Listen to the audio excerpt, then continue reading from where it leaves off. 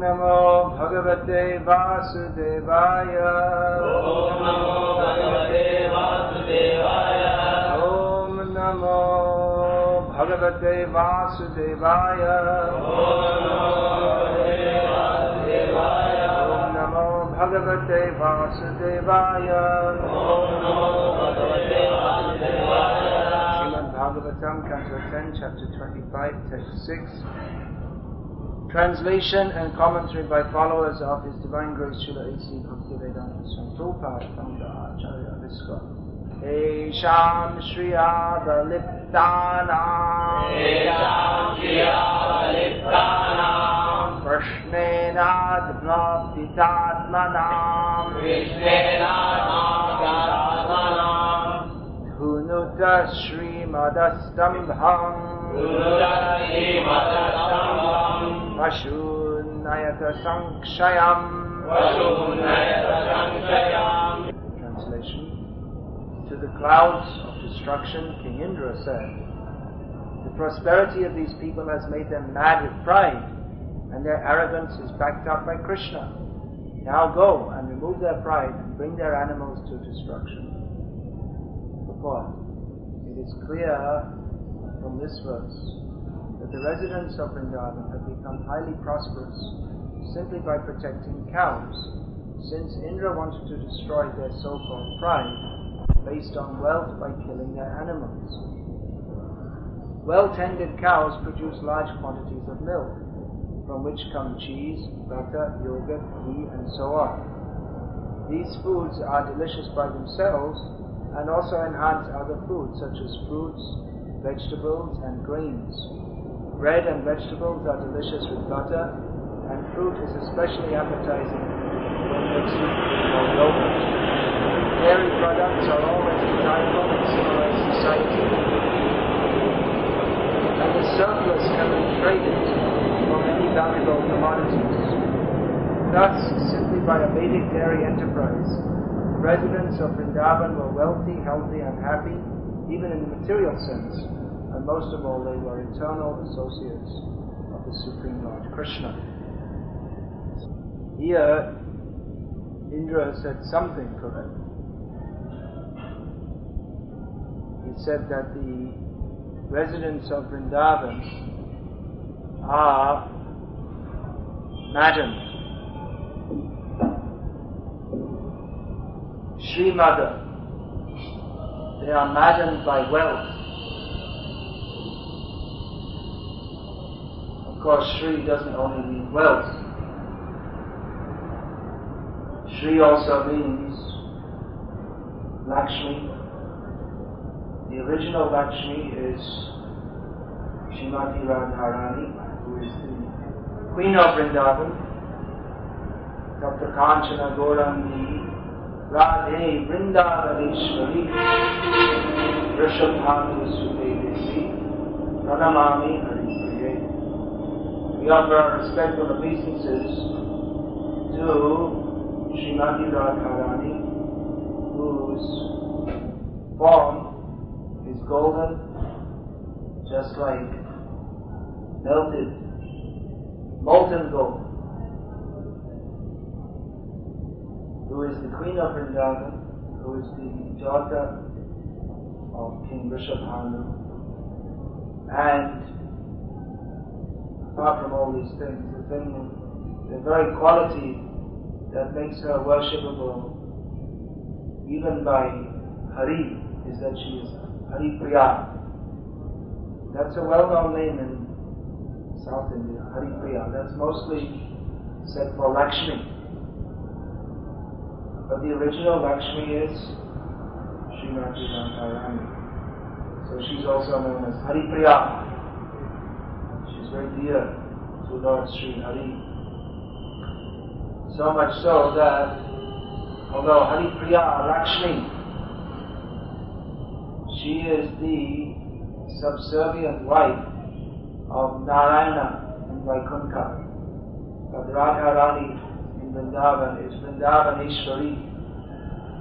This is a well-known name for Radharani, the Queen of Vrindavan. We don't hear the name Vrindavaneshwar for Krishna. We we hear the name Brajapati Nanda, which means that he's or Brajaraja Nanda. He's the son of the king of Vrindavan, namely Nanda Maharaj. But Krishna, he's not personally known as Vrindavaneshwar because there's an Ishwari, Srimati Radharani.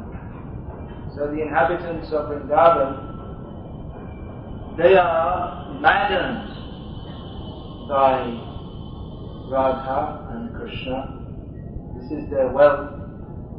Their wealth is there, here it's said, Pashun, their animals, are the cause of their wealth. But in Vrindavan, everyone sees their actual wealth is Krishna, Radha and Krishna.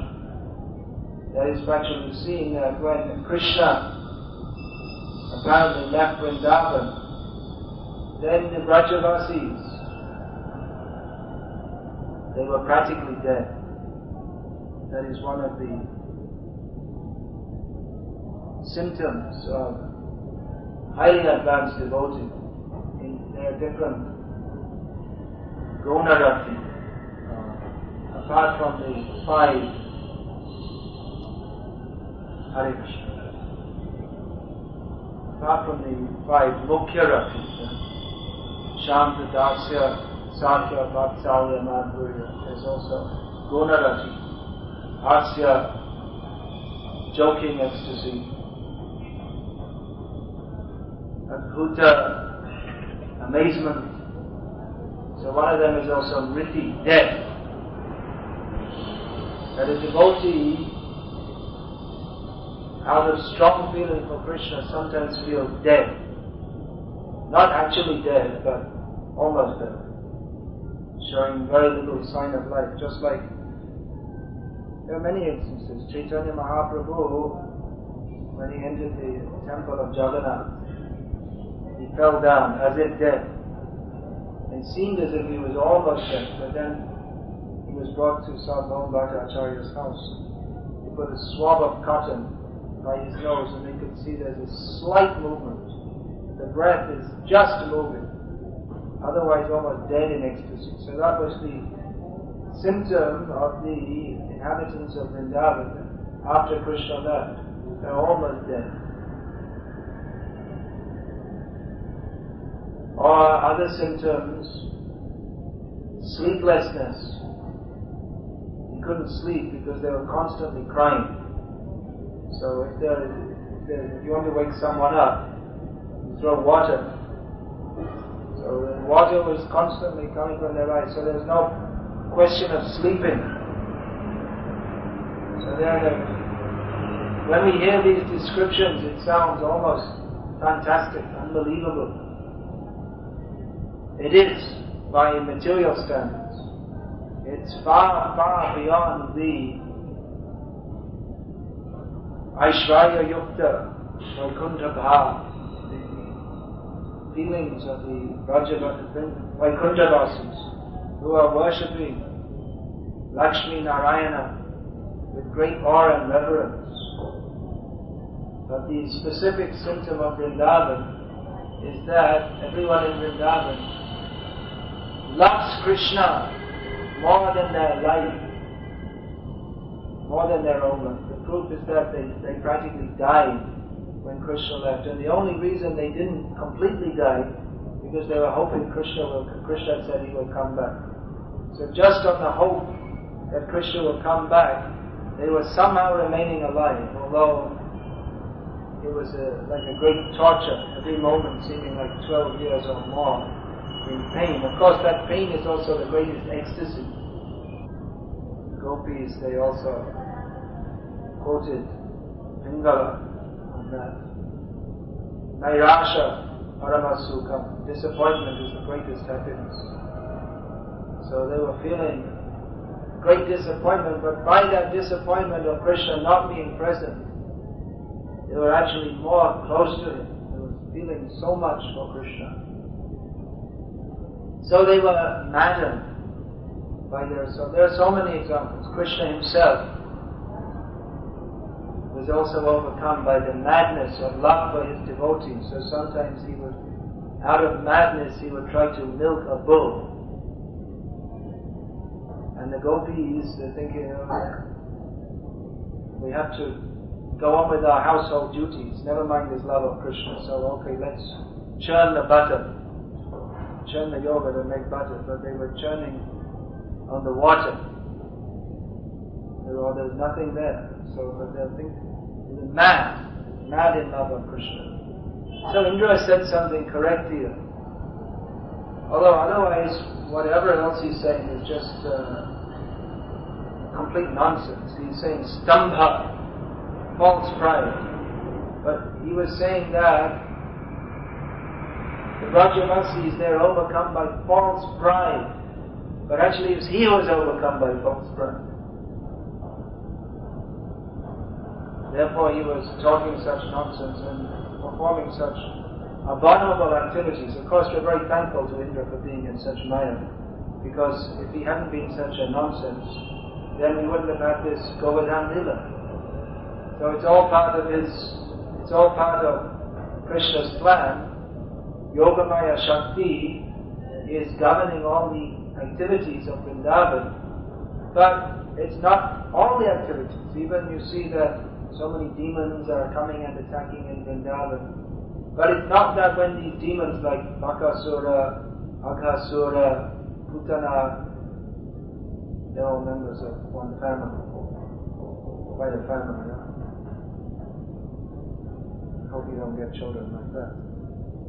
So, they were all coming and attacking Krishna in Vrindavan. So that all enhanced Krishna's pastimes, because when great demons came, then that the Brajavasis, anyway they were completely in love for Krishna, but they took shelter of Krishna. Oh, what shall we do? This great demon has come. Our only hope is Krishna. So that, even though their love for Krishna was unlimited, it was still heightened by the appearance of the demons. So they were also playing a role in Krishna's Leela. But it wasn't that they were pure devotees, they were all demons. They were in Maya, ordinary, the same Maya that we are in. In Mahamaya, external energy. But Mahamaya is, after all, an expansion of Yogamaya. So that was all being orchestrated by Yogamaya Shakti. Now Indra, he's not a demon. He's a devata, Sakam Bhakta. But he has some material desires which are basically demoniac. Material desires are basically demoniac. So when his material desires manifested, then he appeared to act as a demon. He wasn't acting as a devotee. So he was acting in a very wrong way, or his attitude was very wrong. And that he wanted to, I mean, even the demons, they only came to kill Krishna, but he came and he wanted to kill Krishna and the cows and the Brajavasis and completely destroy Vrindavan. He was more ambitious than the demons. Even Kamsa wasn't trying to do that. So he was acting in actually a very wrong way. But just as the appearance of the demons, they served to show Krishna's greatness. If they hadn't been Hiranyakashipu, then who would have known the greatness of Nrsimha? All the different demigods together couldn't do anything about Hiranyakashipu, but Nrsimha, they very easily spoiled all his plans. Just like a wasp, it's crushed between the fingers. So, Dalita Hiranyakashipu Tanubrinyo, he was crushed by the hands, Karakamala, of the lotus hands of Lord Nrsimhadev. So of course Lord Nrsimhadev's glories are much, much more than that he can kill Hiranyakashipu. He can kill millions of Hiranyakashipus. Of course there are millions of Hiranyakashipus. Such demons, such great demons are not very common, that even the demigods combined can't deal with them.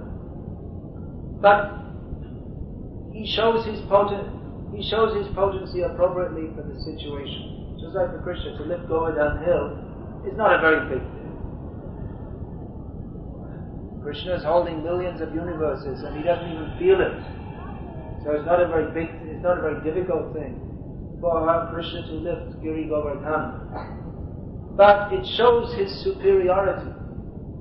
It demonstrates that he's God. Nowadays, if anyone wants to come and call them God, we'll say, first you lift one hill.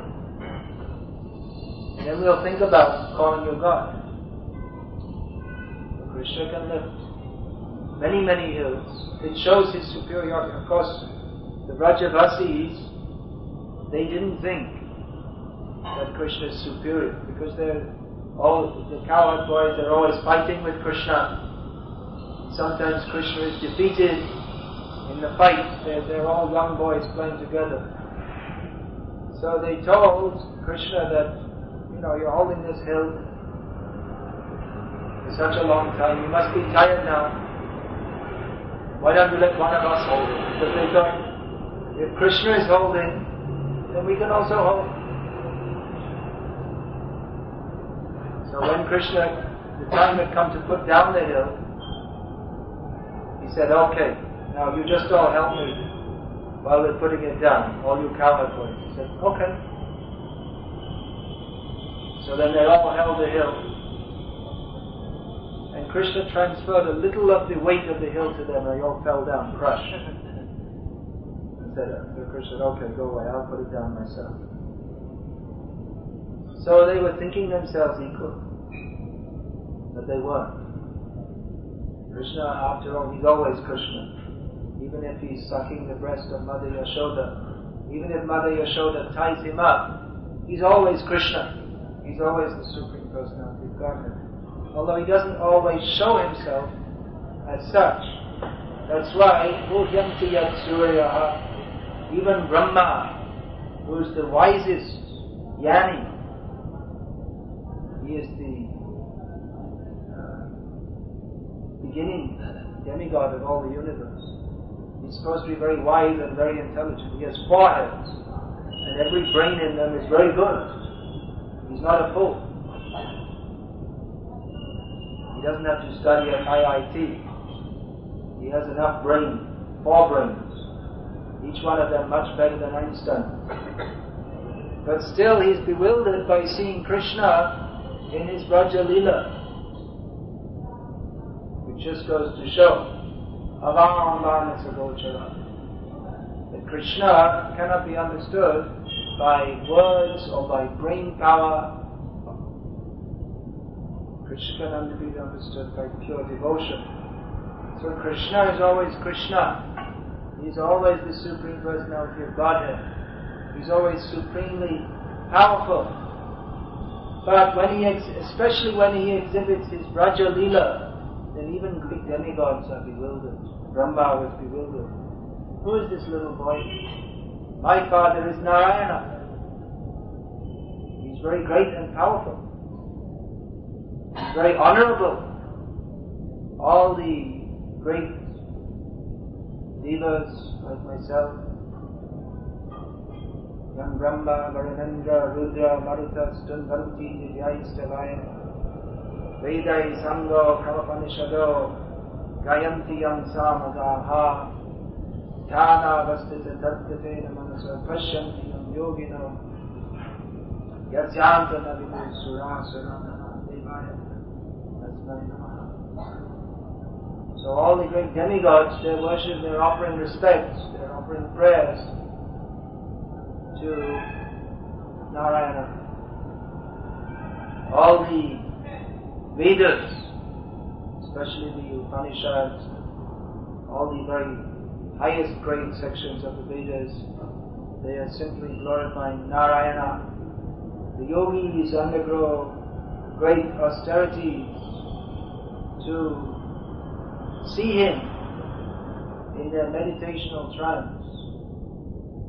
And even greatly intelligent demigod, demons, Einsteins, this, that, and the others, they cannot find what are the end of the glories of Narayana. So this is the Narayana who who Brahma knows as his father, and he's playing in Vrindavan as a cowherd boy. He's not even wearing any shoes. He's taking out some cows. Taking out cows? It's okay, cows are, after all, cows are worshipable, but that's for the Vaishyas. That's not very high class. Brahma, he was having some caste consciousness. He's the first Brahmana. So he's thinking, I'm a Brahmana, and now who's this Krishna? How can he be my father? He's a Vaishya. I'm a highly respectable Brahmana. I can't accept he's my father. Running around with some cows and barefoot, and people are stealing his lunchbox.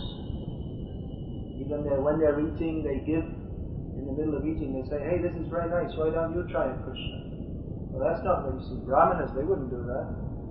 They're more high class. You don't give someone's food. How do you give your food to God? So he was in Maya. He was thinking that, well, Krishna isn't Narayana. He's not God. Similarly, Indra was thinking, what is this? Krishna? He's just a little boy, telling his father not to worship me. He became bewildered, not knowing that Krishna is, after all, the Supreme Personality of Godhead. He has unlimited opulences.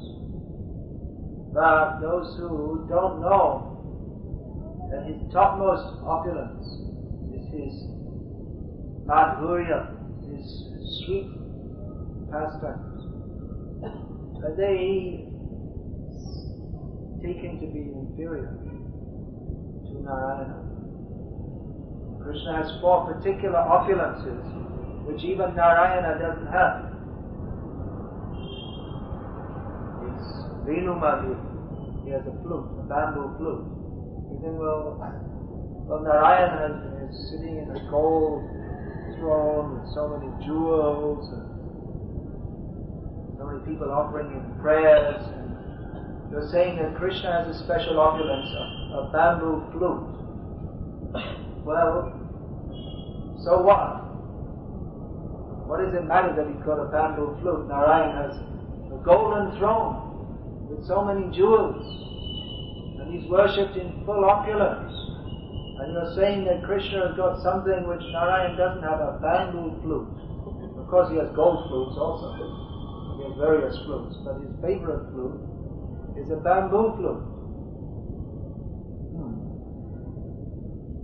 So who can understand?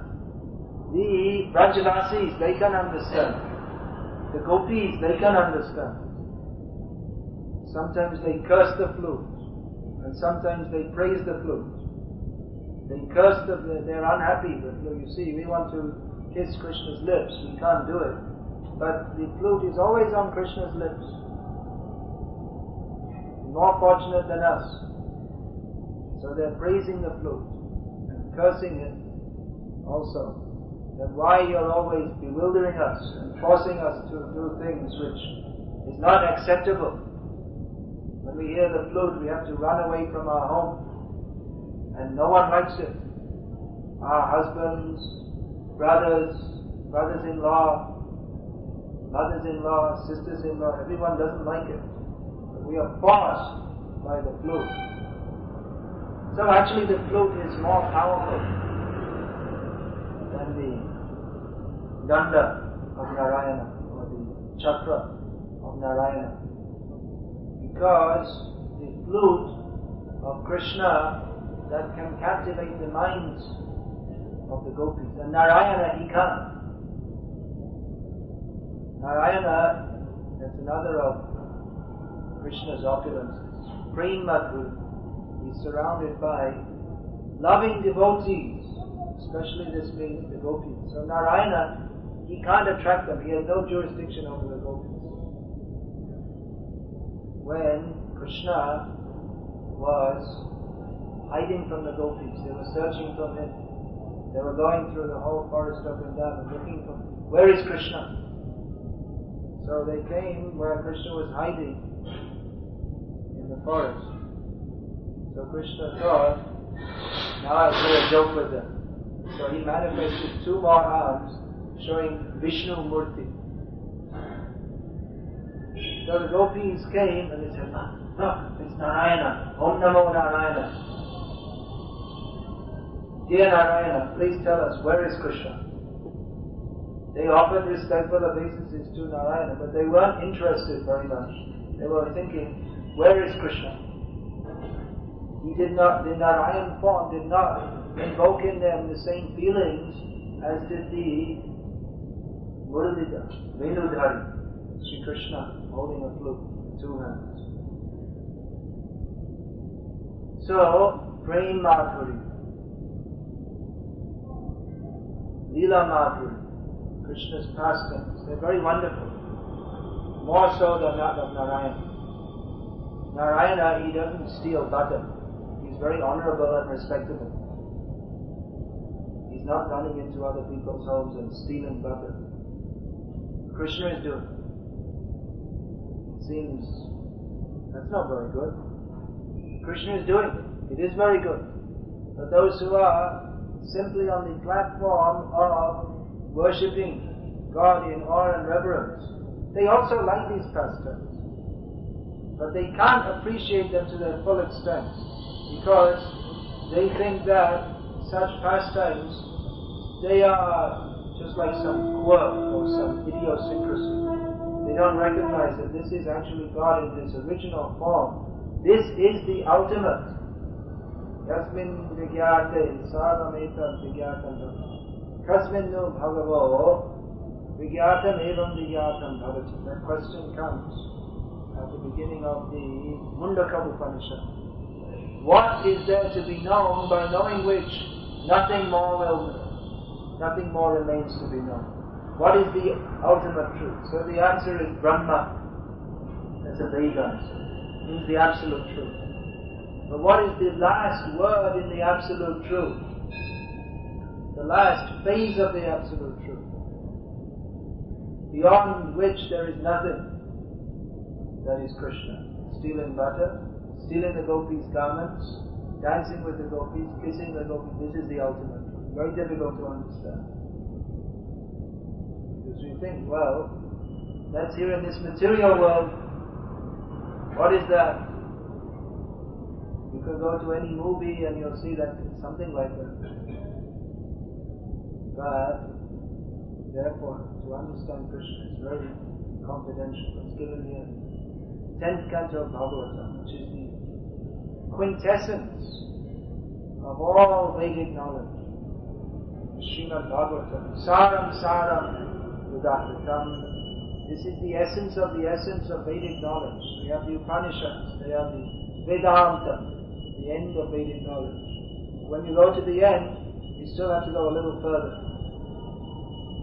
There's the end, but having, just like the end of the journey, you come to a palace, or you're going to a city, and still you have to enter into the city.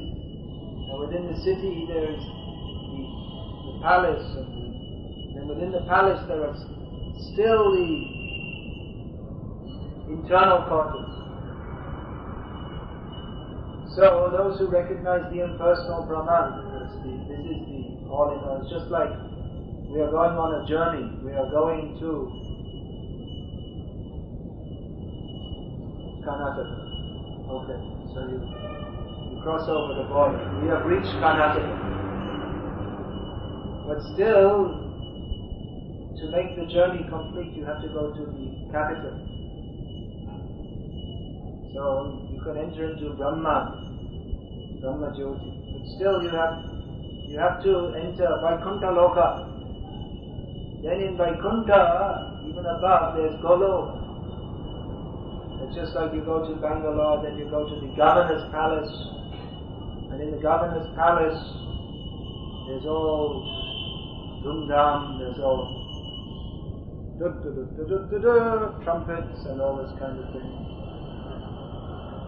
But, of course, the governor's probably not a very interesting person like Krishna, but we're just giving an example. still beyond all the pomp of the palace, there's the internal quarters where the governor lives and does very boring things like people in this material world do. But Krishna, beyond Vaikuntha, there is Golok Vrindavan. So that's the internal quarters. This is a peek into the internal pastimes of the supreme lovable absolute truth. Krishna is performing his pastimes in Vrindavan. So it's not just that Krishna's pastimes are an idiosyncrasy of Narayana. When Narayana is sometimes in a playful mood, then he performs pastimes as Krishna. No. The supreme absolute truth is playful. Beautiful mouth you have. The supreme absolute truth is by nature playful, joyful, full of bliss. Anandamaya Vikasa. The absolute truth is full of bliss. Satchidanandamaya. So that bliss, the bliss of Narayana, is superseded many, many, many billions of times by Krishna in Vrindavan. Simply joyful. Even rain, storm, some Vartaka cloud sent by Indra, angry Indra. Can you imagine if Indra's angry at you? What would happen? Who's the chief minister here now? Karunanidhi, isn't it? Just the next time must be Jalalata. Just to change. One time in, one time out. So, can you imagine if Karunanidhi was angry at you? It would be a very fearful situation, wouldn't it?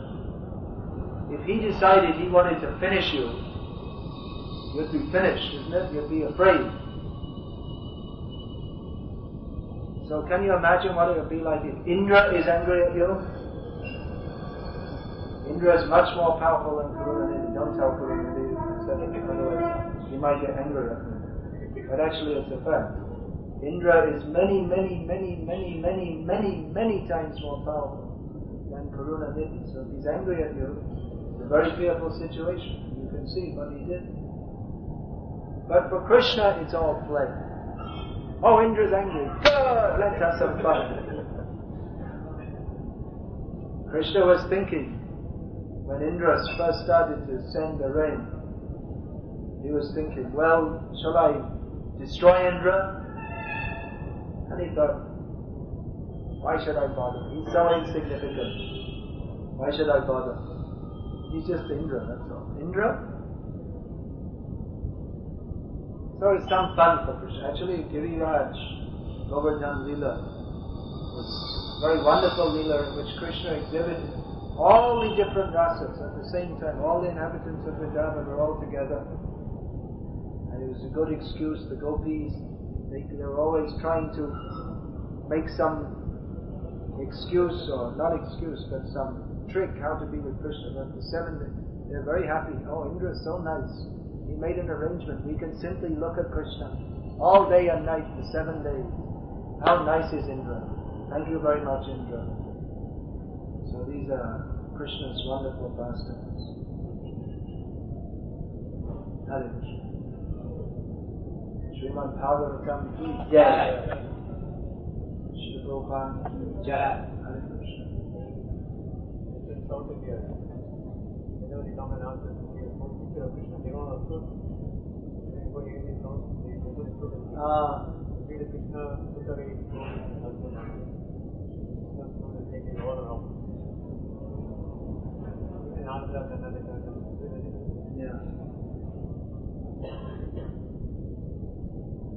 Yeah, we like Krishna, but not too much. Yes, you worship Krishna, but just enough, not too much.